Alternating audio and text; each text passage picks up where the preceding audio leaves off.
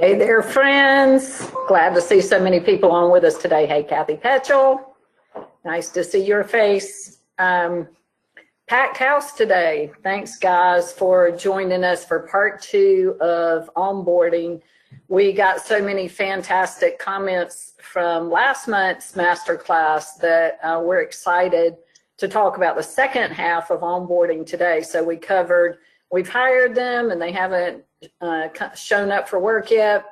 It's not time for them to show up. They are going to show up, but they haven't started working yet through the first week. Kathe is going to talk today about those very critical weeks following that, when you need to bring them into your team, make them feel good about the people they work with, set your processes up, and create the very best work environment you can for them. So thank you for joining again on this year-long series on staffing. We've gotten tremendous response and hear from you guys constantly what an issue this is. Not getting any better. Unemployment remains low. We'll give you a few stats on that. And it just makes it more difficult for you guys. I'm saying to people constantly that I started to see about summer of last year, the rate at which people were having to pay new employees to join the team was far outpacing tuition rate increases. So we're really monitoring that. And we, you guys know, like we do, that's such a huge part of our budget. And unless we keep those numbers square and we're in the right percentages, then it can create a really tough situation. So trying to get you guys as much information this year as we possibly can with very practical suggestions. And Kathe has been rocking it there. So thanks for that, Kathe. We've got some people on today I don't know yet. So welcome to you guys. Most every state is represented and we have more than 100 participants here. So a universal issue across the country. This is not just happening in one place. For people we haven't met yet, we're now 32 years in the industry. I'm an accountant by trade, so you'll hear me spin everything in a financial way because I want you guys to be as financially healthy as possible so you can go and do the mission that you were trained for and wanted to get in this industry for. So it's our mission to bring you resources to help you thrive in your business today so that you're ready for possibilities for the future. You might want to grow, you might want to sell one day. We want you to do that when you're in your prime and you can realize on the value for all of your hard work over the years. So we like working with people years ahead of time. We now have brokers across the country, and our new, most wonderful, great decision that we made is sitting right here with me, and Kathe Petchel.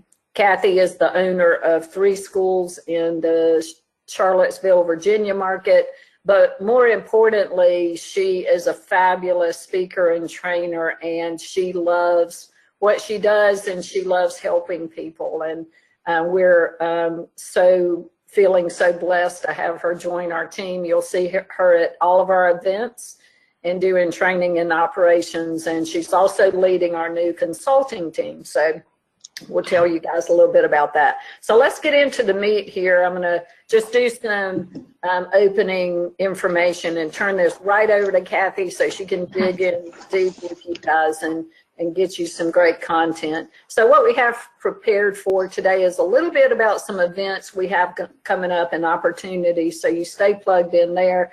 We want to give you a quick update on where labor is, although I know instinctively you know unemployment's low and it's tough. So we'll wrap a bow around it with that.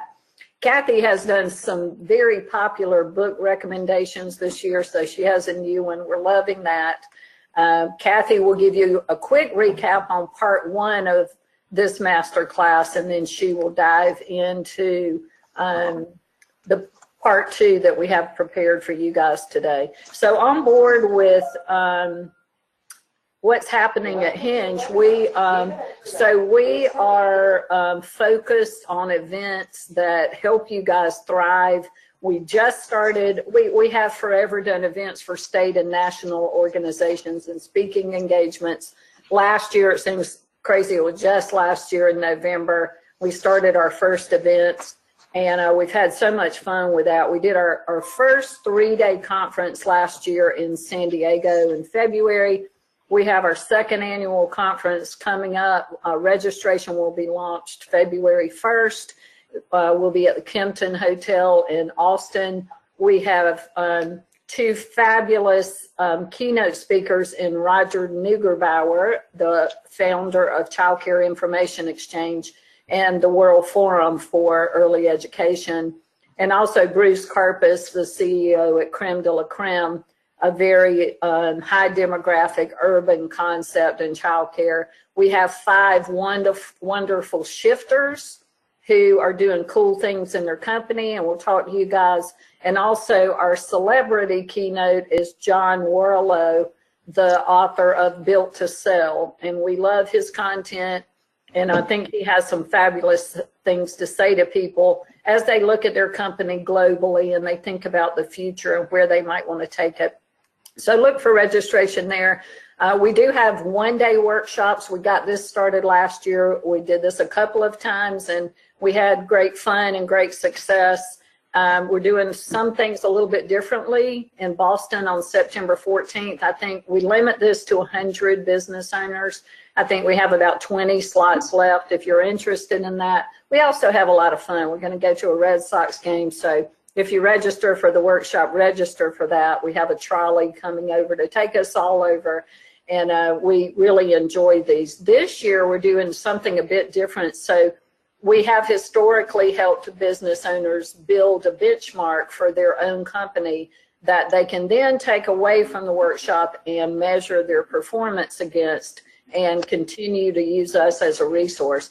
This year, for anyone that sends us their information by August 15th, which is a month out, we'll analyze that financial data and be prepared to give them some immediate feedback while we're at the workshop. So we're excited about that, and we think that that will help people just get a little bit of a head start on where they are in their company, what their numbers look like as compared to other people.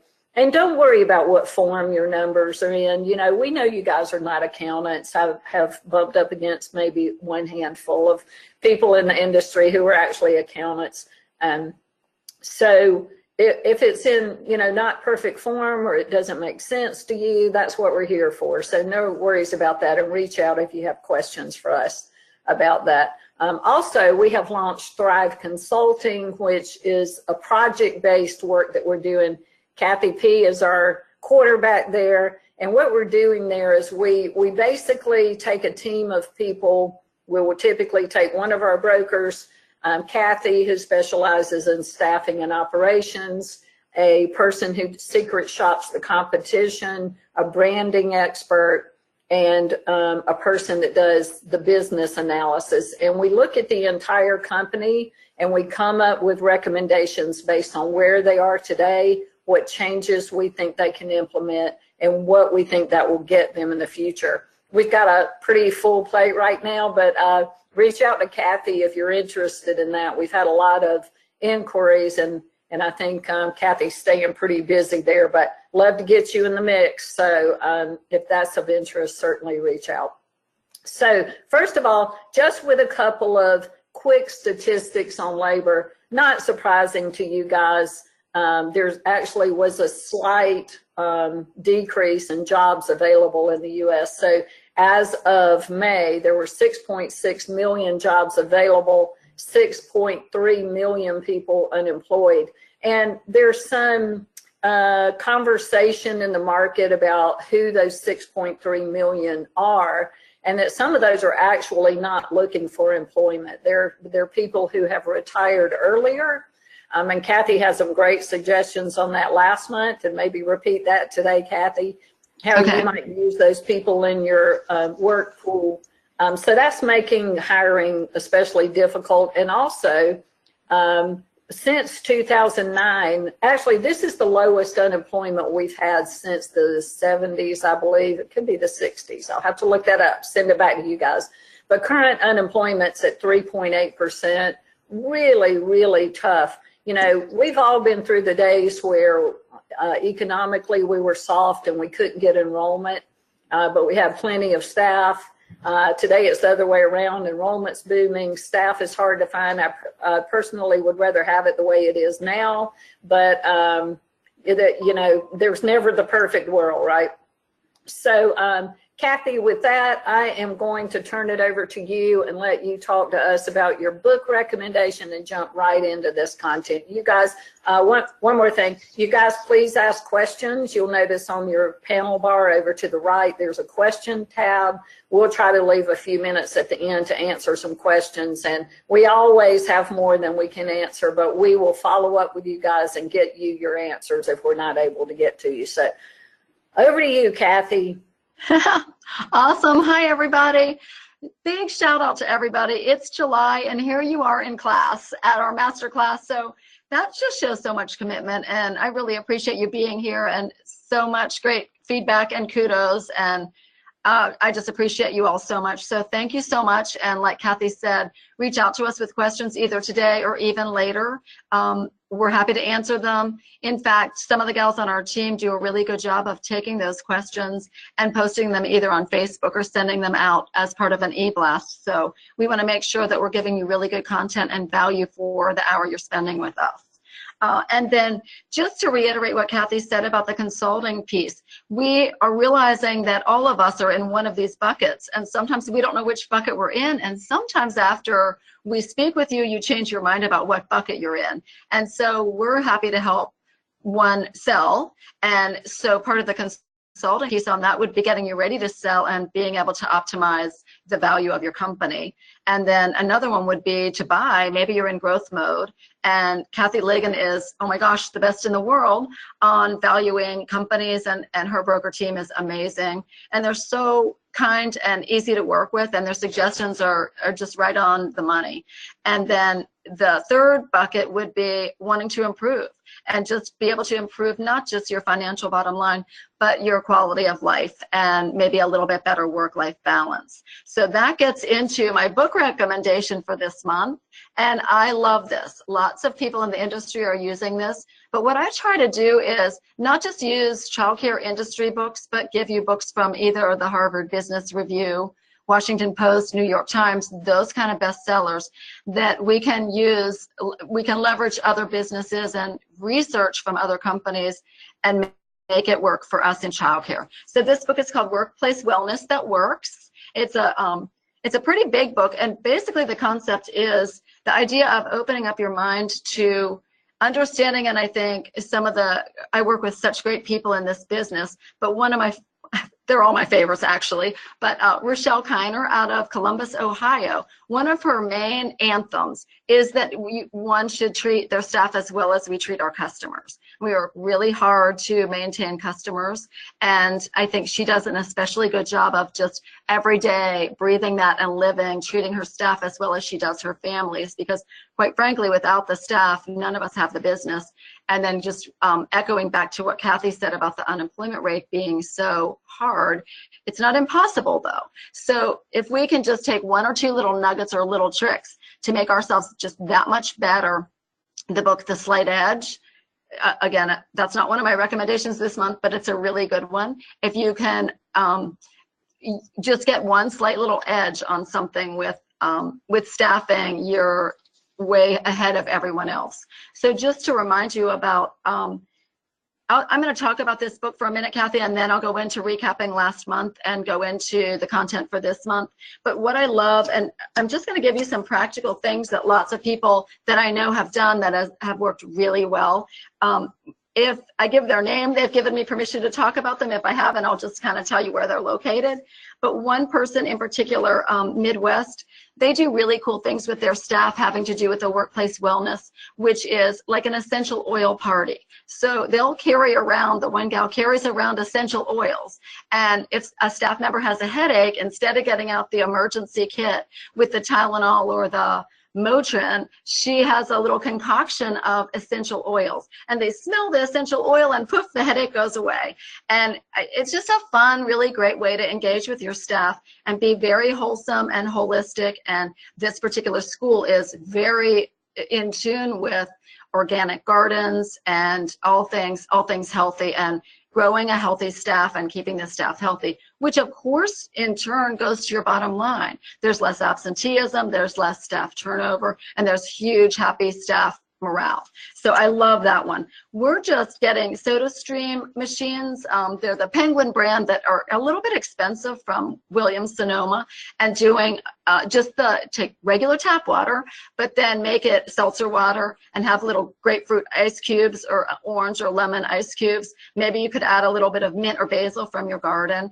And those are, sounds like a big deal. It's a couple $100s. And so when we get to the slide about the cost of turnover, which is $5,000 to $8,000 a person, buying a Penguin soda machine from Williams-Sonoma is kind of a no-brainer for me.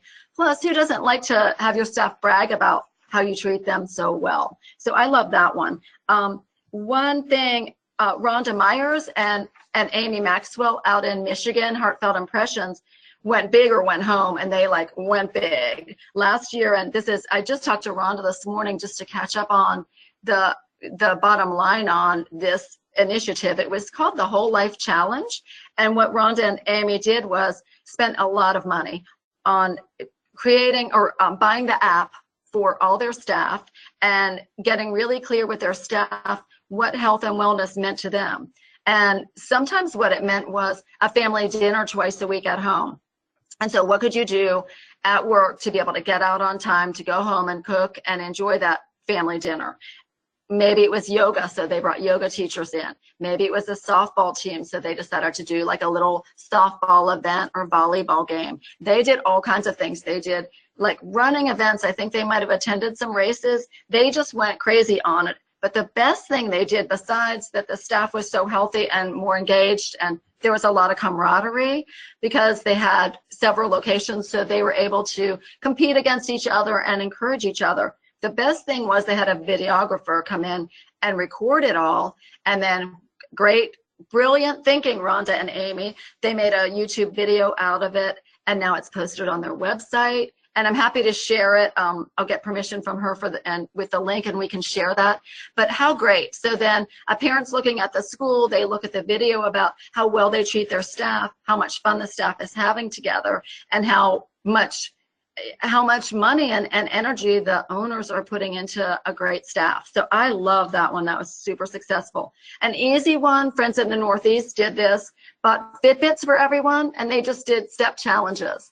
And the owners in particular are big walkers. And so they were challenging their staff to walk more than they did. And that was a really fun contest. These are, nowadays with cell phones, we can just do the app on the cell phone. There's all kinds of health apps. So really maybe Fitbits are kind of old fashioned now, also with the Apple Watches, but again, a really easy way to engage your staff.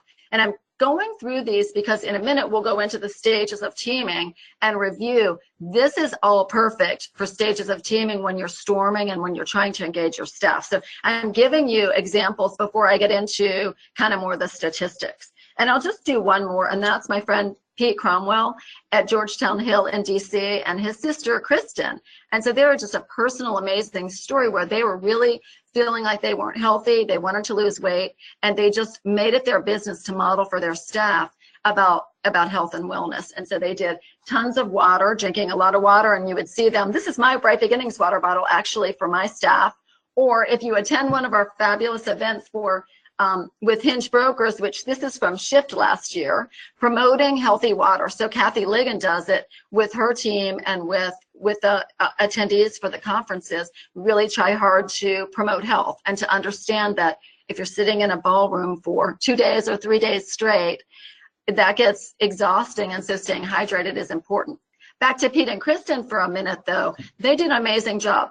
My favorite trifecta of books is using the workplace wellness with my recommendations the last 2 months, which were the 5 languages of appreciation in the workplace, which is fabulous.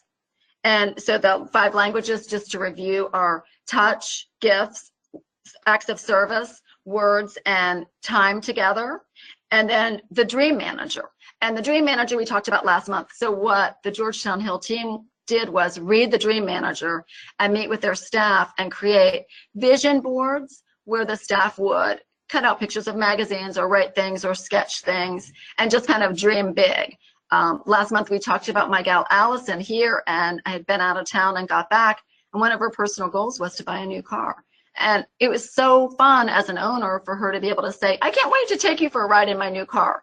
So that's what Kristen and Pete did too. They had the staff dream and what were their health goals. And again, back to Pete and Kristen, if you're friends with them on Facebook, you're seeing Pete's just a crazy cyclist and spinner and runner. And Kristen is posting the most amazing organic recipes that give you all the nutrition facts. So I just love that. And I love the way what I love about all of us as owners is to be honest and real and have a lot of integrity with, if I'm trying to be healthy, I'm telling you I'm trying to be healthy. And I think reciprocating that with our staff, when our staff are trying to get more energy or have more time with their family, understanding that is so important.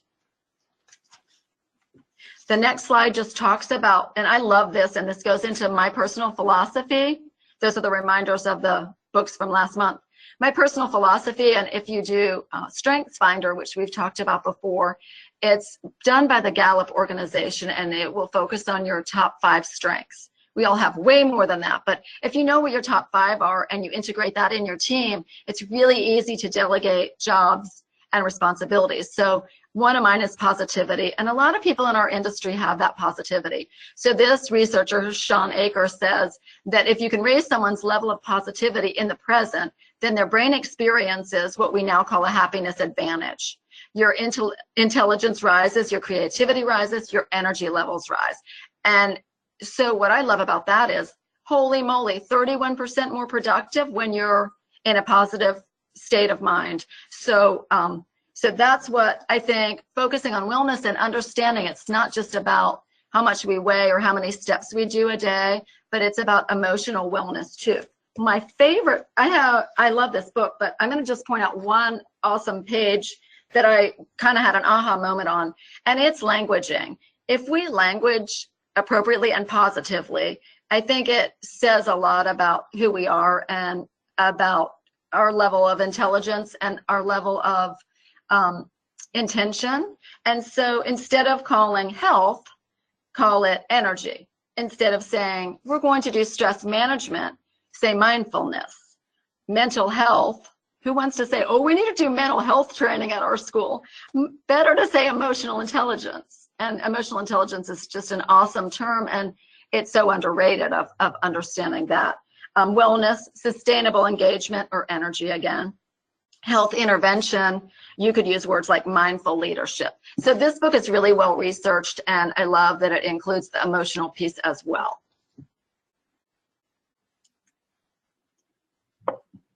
So today's objectives are continuing to gain clarity about the pain regarding staff retention and better onboarding process, and then just continuing day 7 to day 60 to 90 on the onboarding process.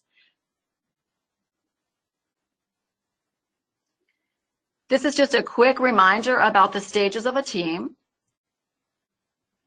Before the staff start, it's the forming stage. The pre-start stage in the first 30 days is really important. That's the part where in our onboarding process, we're going to ask all the questions, ask the cultural questions, the questions of clarity about our core values and our staff culture and where the staff member's coming from. So pre-start is sort of more all on us to make sure that we make the good hire, the hire that has the good positive energy, the hire that can answer questions that you want answered in terms of what you're trying to add to your team.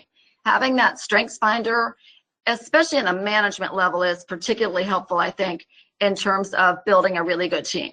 The second stage is what we're focusing on today, and honestly, this workplace wellness, I think, is the #1 way to get a staff through the storm. So the second stage, storming, after everyone gets acclimated and they start their new job, typically everyone is super excited that somebody new is on our team, and then reality sets in. It's almost like the honeymoon stage is over and we're starting to storm. And so that's the nitpicky little, she's late. Oh, I thought he could stay till 6. He can only stay till 5:45. Oh, I thought they understood we had to diaper. They don't want to diaper these kids, or they're really weak at communicating with parents. All those nitpicky things that either can be coached up or coached out quickly. So that creates that storm. Of course, we're wanting to coach up, especially in the first 30 to 60 days. So that storm part, one of the best remedies for storming is engaging in a positive way with your staff. There's lots of other ways to do it, but I'm focusing on wellness today.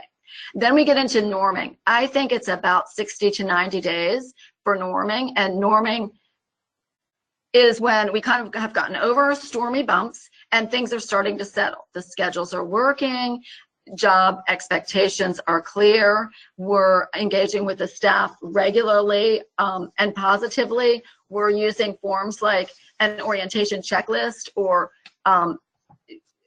sign out logs is what we do at Bright Beginnings. Every day they do a sign out log and they have to rate their day 1 to 10. I think I might have talked about this last month, where anyone below a 7, eyeball to eyeball with them. We want to know what's going on. You know, was there a little bump? It's just, you know, it's just a rough day with all those toddlers, or did something happen that I can fix and I can help you with? And then the ultimate, of course, is performing. The problem with the stages of a team, and it's totally research-based, is that, and it's rough for our business, is that anytime someone leaves your team, whether that's a college student that's helping you out in the summer, whether it's an opener or closer that's very part-time, or whether it's a long tenured teacher that's been with you 18 or 20 years, you have to go back down to forming again because that person is replaced and someone new comes in and has to get acclimated. The quicker that you engage with the new people and the fewer people that turn over, the longer you stay in the performing stage. I'll typically ask my directors, and we do meetings once a week through the book Traction. They're called L10 meetings. I talked about that book a couple months ago. I'll typically ask them, where are you? Where do you think we are? And actually this week I had 2 schools performing in their minds, and one was forming because they had a couple new staff start, and so forming. But being able to put words on it is really helpful. So the recap was, last time we talked about usually using an actual hiring process form that we have at Bright Beginnings, and I passed this out to some people that asked last time, where before they even come in, we're doing a lengthy pre-interview screening, and then I'm asking them to go do something to show me they're actually engaged with me. So in Virginia, we've just implemented the fingerprinting versus some other criminal record check methods, and so I'm asking them to go and bring that to me. Actually, it's emailed to me before we even talk to them in an interview. We're also, and this saves so much time, we're also making sure that we're in the pay range for the person, where if I'm looking for a $12 an hour lead teacher and they're wanting $18 an hour, we're way too far away.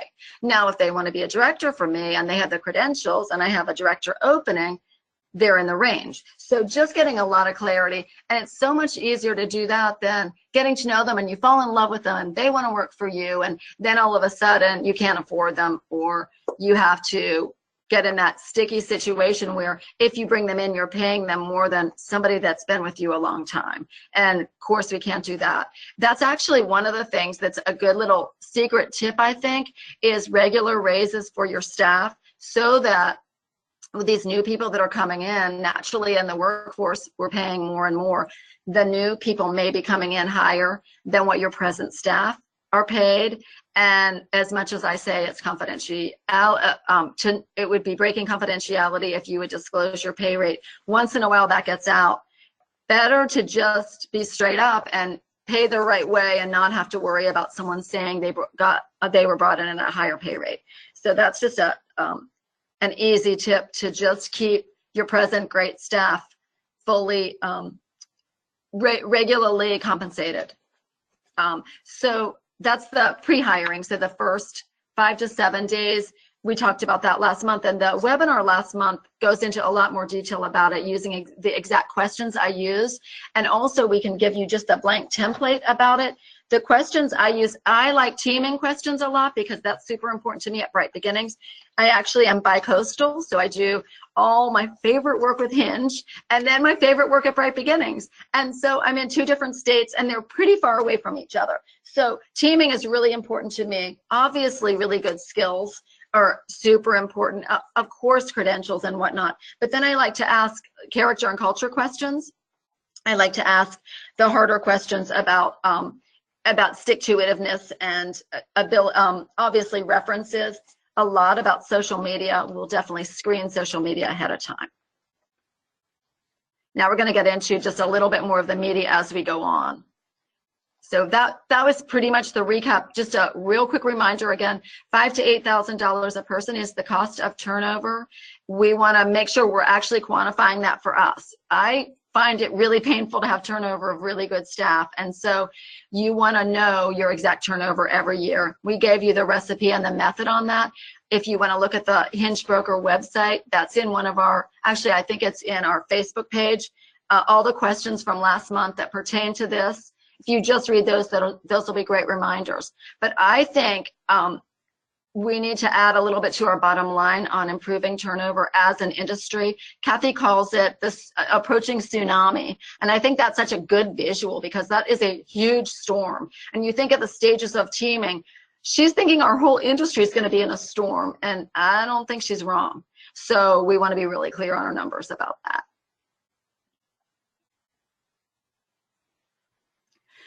So once the staff member have been with us for 8 days, so the first 2 or 3 weeks, I like to delineate this at 21 days because it's 21 days for a habit. So, and again, it's, you know, we have it's really more like 6 weeks, right? Because we have 5 days in a week, right? So, well, 5 weeks. But so about 21 days for a habit to be established, getting to work on time, knowing what their schedule is, knowing, you know, how their day flows. So we're wanting to make sure we're mentoring and evaluating that they're in the correct classroom to start. How many times have we hired someone that loves babies, but they're credentialed to be in an older age group, or the opposite, they're credentialed in an older age group and like babies, but you don't have an older age group available. So being really clear, sometimes we'll say to them, you know, the only spot I have right now is in the baby room. We'd love to start you there. You're overqualified for that in terms of you've got lots of experience in pre-K, but the next pre-K opening I've got, I will make that happen for you. In a multi-site situation, you can also have the next opening in pre-K available at one of your other locations. So the multi-site owners and directors have a little bit of a leg up in terms of being a little flexible. Again, I talked about the sign-out logs every day. That's one of my secret recipes. They have to fill it out. It's front and back, just half-size page, and they talk about just the basics. You probably all do this, but just as a reminder, you know, any injuries, and of course we've already handled injuries with the parent immediately at that moment, but I want that documentation. I also find if staff have to write it down, again, that's that accountability. We're saying all the sign-out logs. This is funny. So if the staff say their days are tens, that's like fabulous day. And then all of a sudden they give you that little envelope on your desk. Don't you love it? It's like Friday at 6 o'clock and there's an envelope on your desk, but they're gone. And you open it and it's their resignation letter. And you're thinking, holy moly, they gave all tens. There's nothing wrong. So then that goes back to, gosh, what did I do wrong in the hiring process? Or what did I do wrong on those early days? Or what kind of environment do I have for their emotional health for them to be able to be transparent with me? And it could be their husband got a new job and they're moving, or they're pregnant and staying home. Of course, it could be that too. But I really look at those sign-out logs and letting them self-evaluate. It's just like we do with kids in the classroom. Conscious discipline does this amazingly. And they start with doing it with the adults and getting the adults to regulate their emotions. And face it, in our business, it's emotional. And then work with the children and the family. So I think that's actually just such a brilliant concept. And then the initial conference form, I just have a really simple conference form that I do regularly in the beginning. I do it at day 7, day 21, usually 30 and 60. And it follows stages of teaming. It's unbelievable. So usually the first one, it's a honeymoon stage. They are so excited. They love being at Bright Beginnings or at your school. And, you know, they're making $1 more an hour, and they love all the, like, here's our latest sweatshirt. They like that they got a cool sweatshirt right off the bat. We gave them a sweatshirt or a t-shirt or a cute water bottle. They're loving it. And then usually the second time when you get to day 21, there's questions because they're in the storming stage. So now they're saying, wait, that's when you pay every 2 weeks. I thought you paid every week. Or I'm wondering, you know, how the diapering process, or, you know, all those questions, or I thought I got to leave at 5. No, what we do is we work till we need, you know, we need to maintain proper ratios. We do our best to have a schedule at 5 o'clock, but sometimes it doesn't work out. So that's that grumpy part. So day 21, be prepared. It's going to be a little stormy.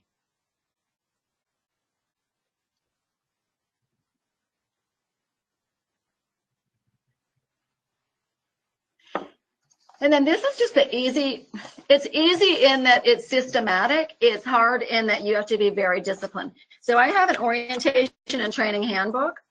This is just a simple copy. I just printed off the printer just for this meeting today.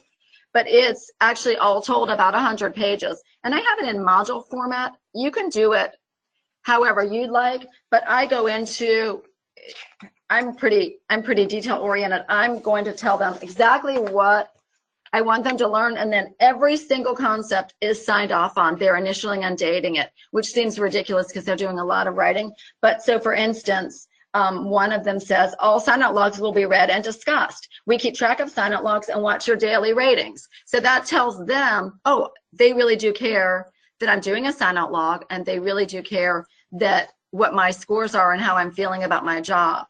And I think that's super positive, and we get really good results on that. Another thing, just for instance, module 6, I'm doing a lot of training on theories of early childhood and the early childhood philosophers and theorists, from Maria Montessori to John Dewey, all the different philosophies, the Reggio Emilia, and so on. And so then I'll do testing on it. So this, the first 30 days, right? So the first month is really more like longer than that. For their work days, and I'm just engaging them all the time. Now, how do I do that? It's with a mentor teacher. It's with the director pulling them out, obviously paid time, a couple hours a day in the beginning. It's giving them more reading to do when they're supervising kids at nap, provided all the kids are down for nap and they've done all the other things that we have them do. And the other trick we do is, and our goal is 40 hours before they start.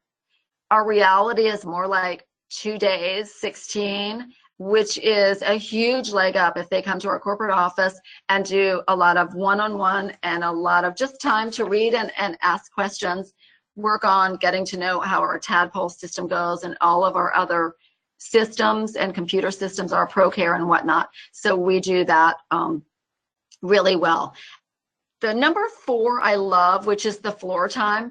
We don't have time to really go into it now. It's an oldie. It's called floor time. And basically, when my directors go around every day and do our morning message, they're engaging with the staff and talking about how their day is going. It's not really like, how's your day going? How are you? Really, what can I do to help you? And it's just a quick conversation where it's eyeball to eyeball. And then also directors a lot of times ask me questions like, I don't have time to do all of this. And so we try to designate for our directors, depending on their work style and their time management skill set, what time of the day is a good time for the staff to engage with you. Usually it's not when you first walk in the morning and you got your book bag and maybe your child's in your arms and you got 2 people out, so you've got to do some juggling. It's usually on their way to break or on their way back at the end of the day, a staff meeting. So the initial, again, floor time. Figure 8 method on that, I can do that briefly, but that's actually, Kathe, really good for another webinar. This is from our friend Thad and Neil from Better Beans Branding, and they take this from the restaurant industry. So figure 8 method is generally a branding method where a director or a manager, owner, or an outside person, a secret shopper would be really good for this, and they just go through from your parking lot to your front porch to your lobby in a figure 8 through your entire building with a systematic checklist. And then at the end of the day, a different person goes in a different figure 8, maybe backwards, and checks and then compares. And what that does is it ensures that all the little systems are up to date. having staff do that and be trained on all those kind of details is a really good thing to do on your onboarding and training, and letting them know this is how much we care about a good work environment for you, and this is how detail oriented we are. Because if they see the owner or the managers doing it, or even better, hiring a secret shopper to do it, all the better. I think it just, again, engages staff really well. Willing and able, that's my favorite thing to coach on. Oh, I have two. Well, actually, I probably have 100. But willing and able. So say you're storming and they're really just grumpy. They don't want a diaper. They don't want to take, this one drives me crazy. I don't want to take the kids out. It's too hot. It's too cold.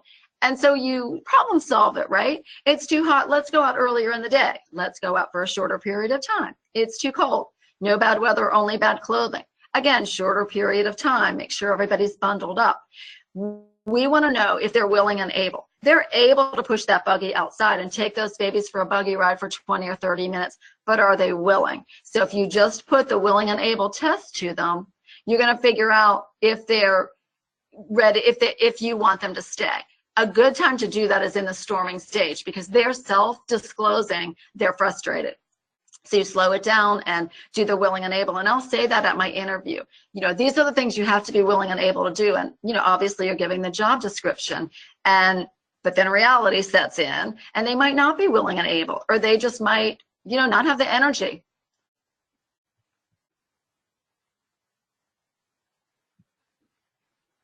Now we get into the norming, and this is the easy part because everybody's past the storm, and hopefully you got everybody kind of, the ship is steady, and that's when you're fine-tuning all your issues, and you're making sure that there's a lot of clarity on your onboarding, and you're wrapping up all your hiring process. And now we're getting ready to go into the career ladder meetings, and we do career ladder meetings every 90 days.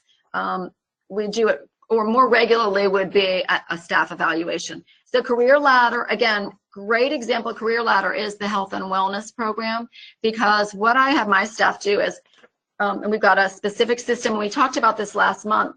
I have my staff, they are evaluated by their director, they self-evaluate. A cool thing to do that's a little scary is number 2 here, which is a 360 evaluation.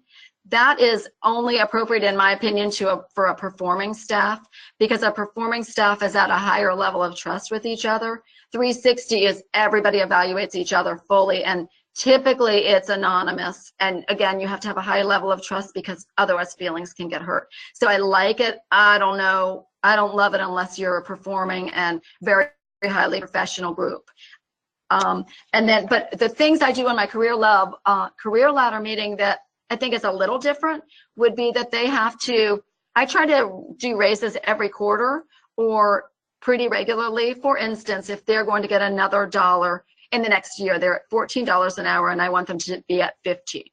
An experienced teacher with a degree or maybe even a master's degree, I'll do 25 cents a quarter rather than them waiting for that whole year. It's just a psychological advantage of giving them money regularly and letting them know you're watching and you're appreciating what they do.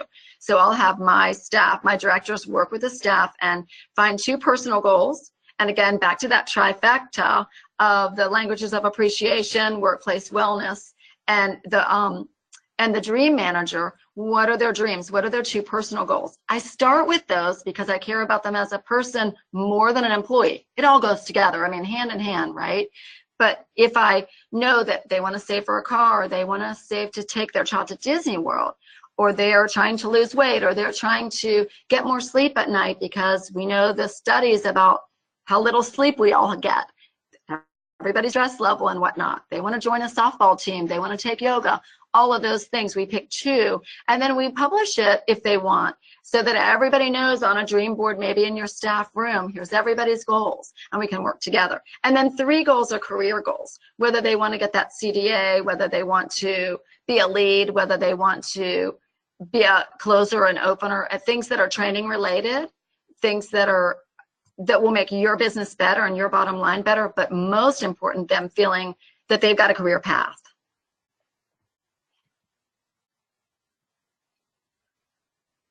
And that would be an example of performing. They've completed their probation. The raises are happening on a regular basis. maybe they're wanting to change a position, so we've got clarity. I know you're a TA right now. Once you complete these courses online or at the community college, I can make you a lead. And then again, the career ladders, planning for every quarter.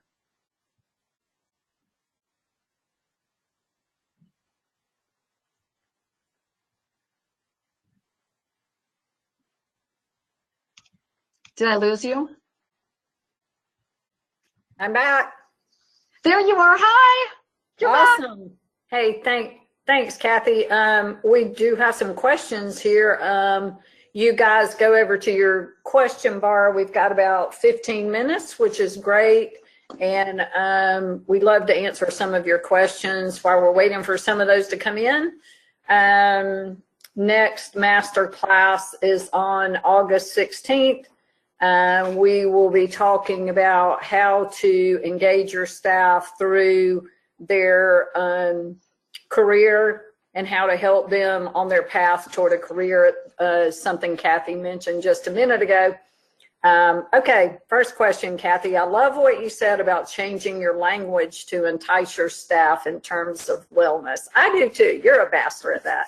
I've already borrowed some phrases from Kathy. My first one is coaching up or coaching out. Fabulous. Do you use this in all areas of Bright Beginnings? What words do you use for hiring that are different? Ooh, gosh, that's a good one. Oh, great question. Let's see. I lead with positivity. That's just one of my strengths. I love it. I'm a former first grade teacher, so I think, you know, I like to make things really fun.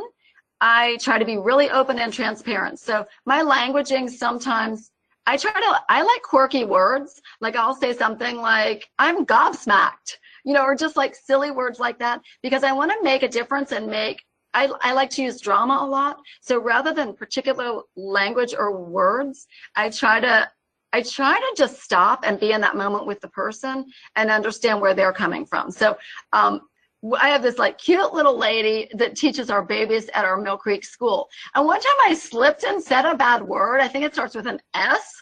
And oh my gosh, she's like, I can't believe you just said that. And so watching language and like being careful to be filtered always. And I was just being a little dramatic and silly. I'm like, oh my gosh, get this stuff off the wall, but I said something else maybe. And so just being really careful about that's the first thing, is to rein yourself in and be filtered. And then otherwise I try to make my languaging dramatic and fun. And oh, you know what else I do that works awesome? I do a lot of role playing. And so it's so much fun. So especially for those hard conversations, I'll tell my director, sit down here right with me. I'm going to be the Sassy Sally teacher and you be me. And then they don't want to do that. So I'm like, oh, let me be Sassy Sally.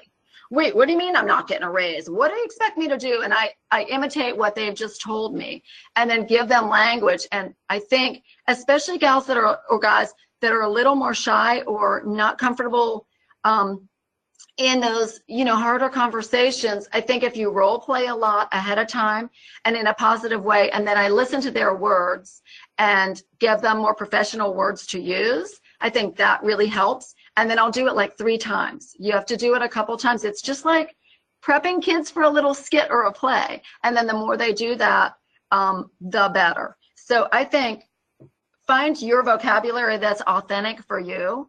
Make sure you stay filtered and very professional. And, you know, if you get a little frustrated, you got to zip it and rein it in, and then role play. And then, oh, the other one I do, this is awesome for marketing calls. I know we're talking about staffing, but you could also use this for if you're doing screening on the phone. So I've got one girl, she's a doll. We love her, but she is a little like monotone and serious. And she's not the first one I'd have do a recruiting call.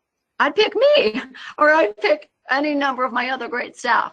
But she's got a place at Bright Beginnings, just not maybe as the first impression. So I'll record. And, you know, do you want me to help you, you know, work on your phone skills? And, you know, of course you get permission first because you don't want to hurt their feelings. And then you just take your phone out and record. And they're always embarrassed when you're sitting listening. So just go ahead and record and let's listen to it back and practice a little bit. So that works awesome too. Again, with languaging, positive languaging really works. Then I'll listen and have the whole team listen. And well, how do you think she did on that? what could we have done better? Oh, did we remember to talk about our core values? And then it's just practice. Good question. Yeah, it really was, and some wonderful concrete ideas too. Okay, next, what do you do when you have a staff member who is only focused on the money? For example, a teacher who says, I only feel appreciated if I make X amount. Oh gosh, that's great. Okay, so to me, two ways to look at that. So maybe there's seriously a money problem, because I want to lead with empathy, and I want to lead with, there's a reason I hired the person. They must be good. They must have some redeeming quality, or they did at one point. So I'm not clear if the question means they're not doing a good job, or just that they appear greedy for more money, because no one gets into this business for a lot of money, particularly the teachers and directors. And well, for sure the owners don't. You know, if they do well, it's because they're watching all those nickels and they're not going down the drain, and they're doing things like we're talking about today. But what do you do? If they're good, I'm going to try to work it out with them with a career ladder. I'm going to say, I know you're really money motivated, and millennials sometimes are, and everybody is. And so if they can self-disclose, I'm really money motivated, I'm going to find projects they can do for extra pay. Be really careful with the labor department on that your extra pay doesn't put them in any kind of overtime situation. So just watch your P's and Q's on that for sure. But there's usually lots of extra things you can get them to do after work. I love that. And I also love, I'm more than willing to get you, you know, you're making $12 an hour now. What's your goal? What are you thinking? They're thinking they need 18 next week. You know, it's just not a fit. Let's figure out what kind of job we could help you, that would be coaching them out. You know, let's figure out when, you know, you want to leave, and I would do it very kindly. I try to fire with a hug or exit as nicely as I can. Or maybe it is feasible that I can get them $2 more, but I want them to do something more for me. So are they willing and able to do Saturday tours, or we're going to do some special events? Are you willing and able to do that? I have to look at them as an individual and see what their strengths are. Are they willing to make calls at night to parents? Welcome calls, exit calls. What's their skill set? If I can fit them in, again, I don't want to lose someone and pay $5,000 to $8,000 and all that headache, especially if they're good. If they're not good, it's a willing and able, bye-bye. Kathe, one of my favorite things that you do is get your staff involved in social media instead of paying someone outside the company. Can you talk a little bit about that? Because that always seems like a fabulous fit for especially younger teachers. Yes, lots of schools do this, and it's a really awesome way to do it. My daughter Molly handles all our social media marketing, promo items, and whatnot, and she's come up with a social media calendar. On Mondays, we post things about, and I'm going to get this wrong, but it's essentially the elements are right, about what's going on in the classrooms in terms of curriculum. And on Tuesdays, shout out to teachers and, hey, did you know we just added Miss Emily as a director at our school? She's a master's degree teacher with, you know, X, Y, and Z experience. Cute picture of Miss Emily with her 2 kids. And then Wednesdays, it might be, looking forward to the weekend, you need something to do in Charlottesville. It's peach season. Go to Child's Orchard and pick peaches. What's your favorite peach recipe? Asking questions to engage them. Thursdays, obviously, Throwback Thursday. When you're lucky enough to be in the business as long as I have and you still love it, Throwback Thursday pictures are fabulous. And I love that. So that's one thing. Another thing is just knowing all those fun holidays, like International Mud Day was in June. Awesome. So we have all those plugged in a calendar, and then we challenge our teachers with their, we do tadpoles, which is, we can photograph the kids. So we'll grab pictures. If you look at our website, or even if you want to, my girls are going to kill me for doing this, but if we just recreated all our CRM drips, and the girls are doing this extra, all my directors are doing it. They're taking all our beautiful photographs that we got from a professional photographer and redoing infant drips to toddler drips, every age group, and adding all the core values with gorgeous branding. If you want to just pretend like you're a parent at Bright Beginnings and just say I'm testing, or say something like from Hinge, like your name could be Sally Hinge. Then I know it's a test, and we'll start sending you some of our drip test samples if you'd like. But you can also look at our website or our Facebook page. We have two, Bright Beginnings Charlottesville, and just Bright Beginnings Charlottesville and Bright Beginnings Forest Lakes. My regional director, Allison Casey, does an amazing job on that. She just gets super motivated. But one thing she does is looks at other really good schools and gets ideas, particularly Ariane Batazzi from Carmel Mountain Preschool. Her staff do this really well. And she has a really quirky, cool way that she pays them. She's in California, so she does it a little different with, if they do a certain amount of posts, they get a little bit more money by the hour. Kathe, give us your web address and Ariane's web address. Oh, perfect. So Ariane would be Carmel Mountain. It would be Carmel Mountain Preschool. Just Google Carmel Mountain Preschool in San Diego, California, and like her page. We all should like each other's pages, guys, because that does help. Every little bit helps. Another one on that in terms of social media that I don't think we do as well as we could, but I just said Rhonda does awesome, is doing the either a YouTube video and posting that, or just Facebook Live.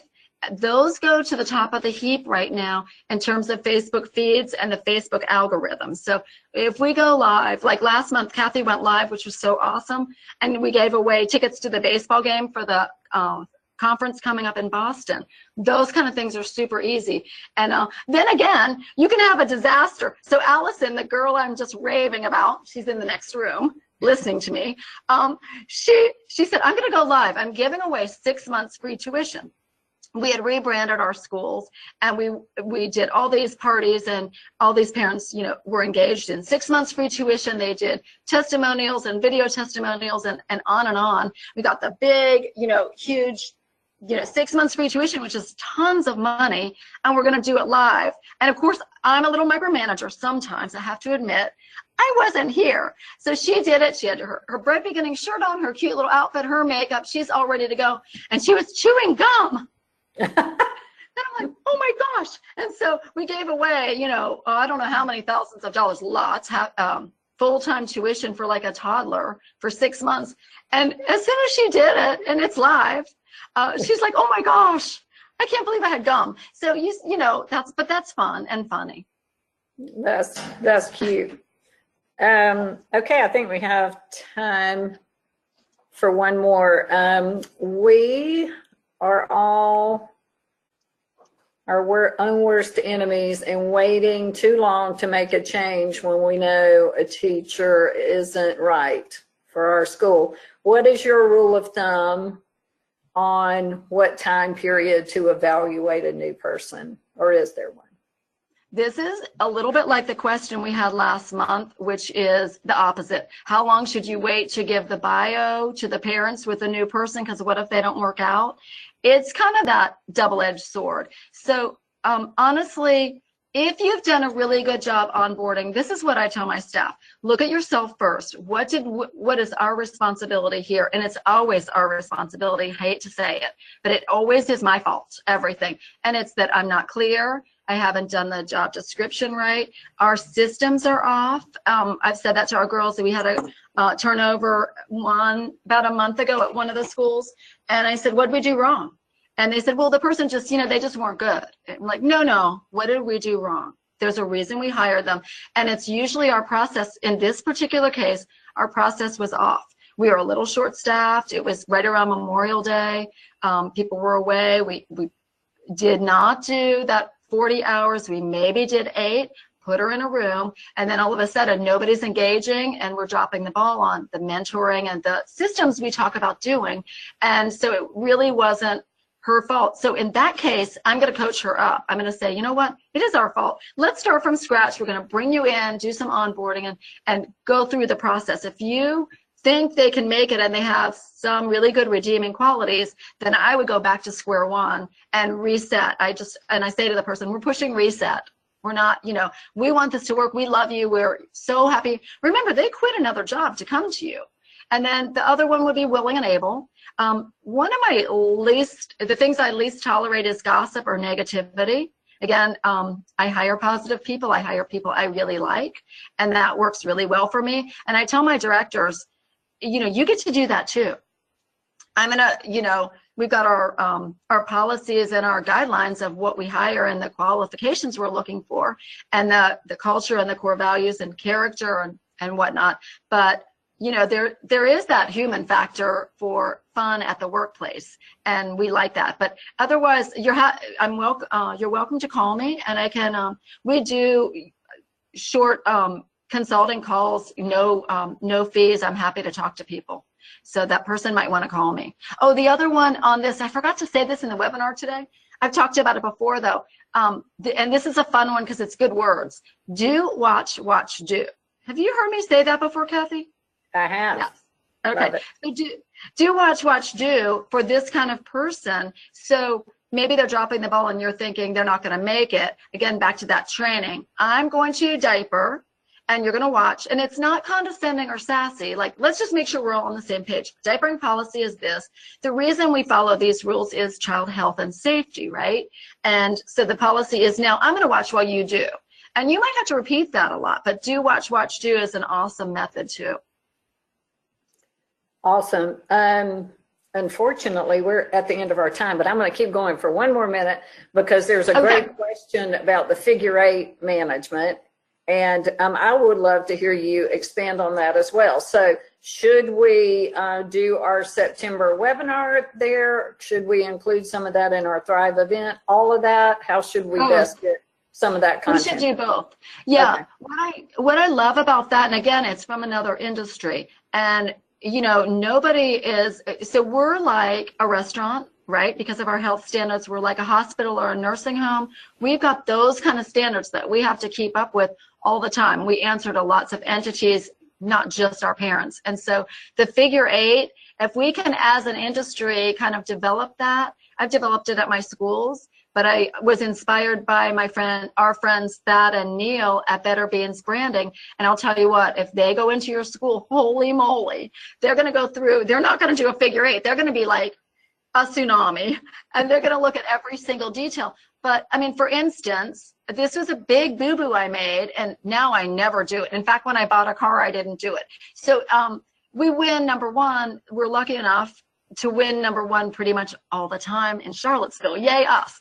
And so you get like these stickers. And so like the Daily Progress or Seville Weekly, they give you, you're number 1. And so the first thing Thad Joyner said to me, and this relates to figure 8, is take those stickers off that door. That looks ridiculous. That's cluttering your door. And I said, absolutely not, Thad Joyner. I'm number 1, right? I want my parents to know we're really good. I want them to know we've got all these raving fans.